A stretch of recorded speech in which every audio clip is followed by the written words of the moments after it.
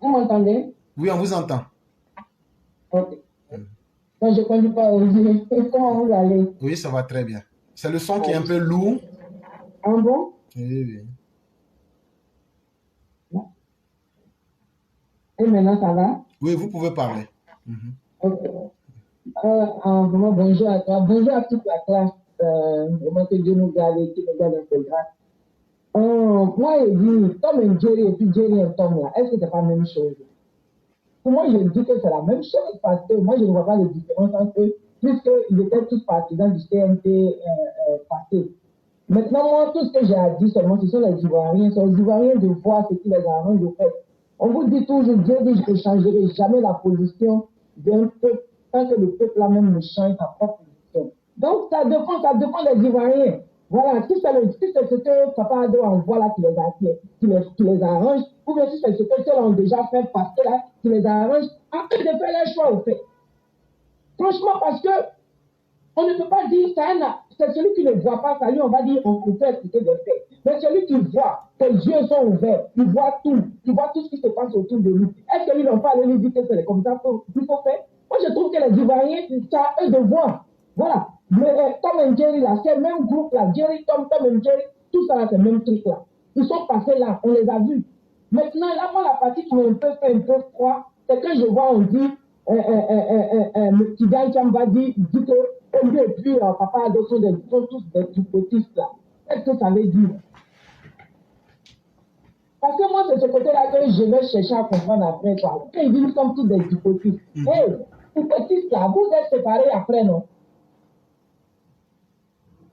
Donc, si tu étais un vrai hypotiste là, actuellement, de quel côté il devait être, le terrain?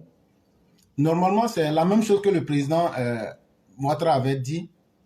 Le côté naturel du PDCI, c'est dans le RHDP. Ils n'ont pas d'autre choix.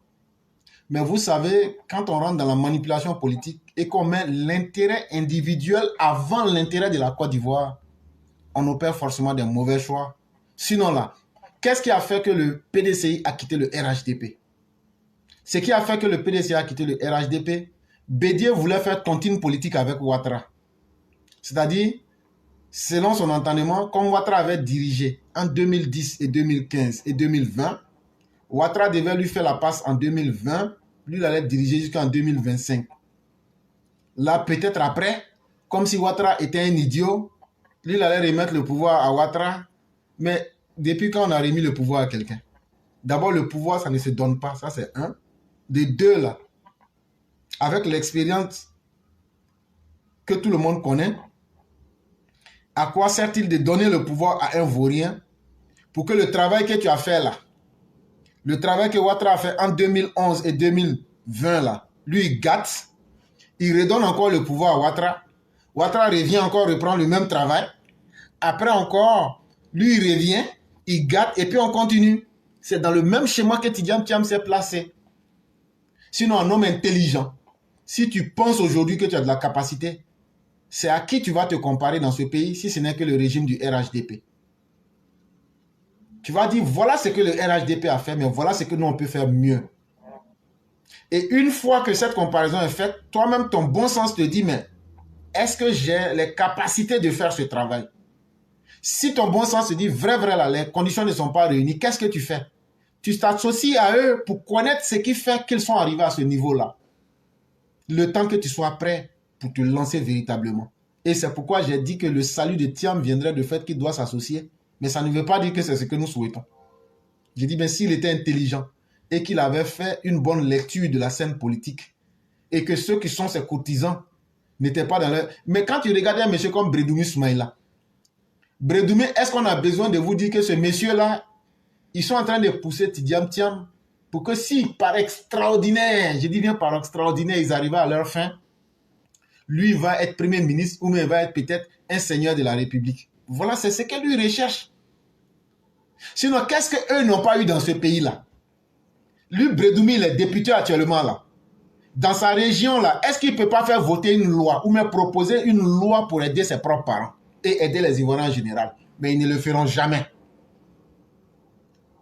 Mais un tel individu, il continue à percevoir ses salaires et à tirer tous les avantages de la République. Mais qu'est-ce qu'ils veulent de plus? Ce qu'ils veulent de plus, c'est une volonté de puissance. C'est comment dominer et se sentir les plus forts. Et c'est ce qui fait que cet orgueil-là, c'est ce qui fait qu'ils ne veulent pas revenir au RHDP. Et c'est ce qui fait qu'ils ne peuvent pas s'assumer. Sinon, idéologiquement parlant, le RHDP, le RDR, même si vous voulez, et puis le PDCI, c'est la même chose. Mais la différence vient du fait que ce sont les petits jeux politiques. Nous, on n'a qu'à faire tontine. Mais les gens, là, quand ils font tontine, là, eux, ils prennent l'argent, mais après, ils ne remboursent pas. Et puis, qui va accepter qu'il lui donne l'argent et puis on ne va pas rembourser? C'est ce que le président Ouattara a compris. Il dit, je ne suis pas dans tontine avec quelqu'un. Et c'est ça qui a fait mal au PDCI. Mais c'est ça qui arrange les Ivoiriens. Et le pays se porte mieux. C'est ce que je vais ajouter. Oui, moi aussi, ce que je voulais ajouter, que, comment on appelle, dit que pour que Thiam soit président de Côte d'Ivoire, il faut qu'il vienne, il faut qu'il rentre dans le RHDP. Moi, je sais que c'est une insulte à nos cadres, en fait. Ça veut dire que nous, on n'a pas de cadre compétent là-bas qui peut remplacer un jour Papa Ado. C'est une manière de. Moi, en tout cas, c'est une insulte à nos cadres, quoi. Non, nous sommes en train, on réfléchit par stratégie politique. Chère mère, aujourd'hui, là, si on estime que Thiam ne vaut rien et que Thiam doit apprendre la politique, quelle est l'école politique aujourd'hui qui est la mieux avisée pour qu'il puisse s'inspirer? Pardon? Oui, le RHDP. Justement, c'est de cela que nous parlons. Nous ne disons pas que, et je l'ai même dit, que nous ne sommes même pas favorables à ce qu'ils reviennent. Mais je suis en train de dire que s'il était un homme lucide qui voulait réellement connaître le pays, qui voulait réellement apprendre la politique et qui voulait s'inscrire à la meilleure école. Mais qu'est-ce qui a fait que Laurent Gbagbo a échoué? Vous pensez que le jour que Laurent Gbagbo assis les deux pieds gauche pliés devant Oufoué, et Oufoué lui a dit, venez, on va travailler ensemble. Quel a été le plus grand malheur de Laurent Gbagbo?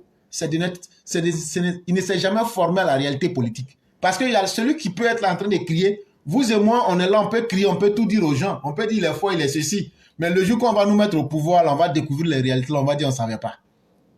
Le pouvoir, là, il y a ce que tout le monde connaît, mais il y a ce que tout le monde ne connaît pas. C'est ce qui est plus lourd que ce que tout le monde connaît. C'est-à-dire avoir la main dans la pâte pour s'essayer à la gestion et se préparer. Vous pensez que si le président Ouattara n'était pas préparé, il allait réussir ce qu'il fait aujourd'hui?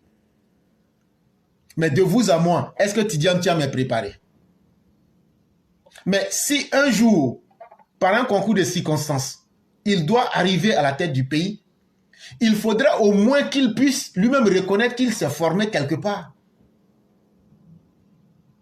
Mais s'il refuse, ce sera donc nous-mêmes encore qui allons retrouver en face de nous un dirigeant médiocre, qui n'a aucune formation, qui n'a aucune connaissance du terrain politique, et qui ne sera que guidé par les vautours qui sont autour de lui, les Bredouni Soumaïla et autres là. Imaginez-vous que quelqu'un ne soit pas formé, ce sont les Bredouni Soumaïla et autres là qui doivent être là pour lui comme ses conseillers. Mais le pays est perdu. Et c'est de cela que nous parlons, pour dire que s'il est intelligent et qu'il veut son salut, le plus important pour lui, c'est de chercher à se former à la réalité politique de la Côte d'Ivoire. Et ça, aujourd'hui, là, la personne qui incarne cela dans les valeurs les meilleures, c'est le président Ouattara. Mais où était-il durant toutes ces années? Ben, il était en promenade, il défendait ses intérêts. Et maintenant que ses intérêts ne sont plus défendus, qu'il est activement au chômage, il vient maintenant prendre la Côte d'Ivoire comme une garantie pour se relancer et puis payer ses dettes. C'est la question. Où était-il durant toutes ces années? Où était-il quand le pays avait besoin de lui? Où était-il? C'est la question qu'elle a. Donc actuellement, il ne faut pas venir m'aider les gens. Parce que si le putain me dit, il m'a pas question là. Il n'y a pas de problème, cher mère. C'est nous qui vous souhaitons une excellente journée et bien des choses à toute la famille. Je vous en prie.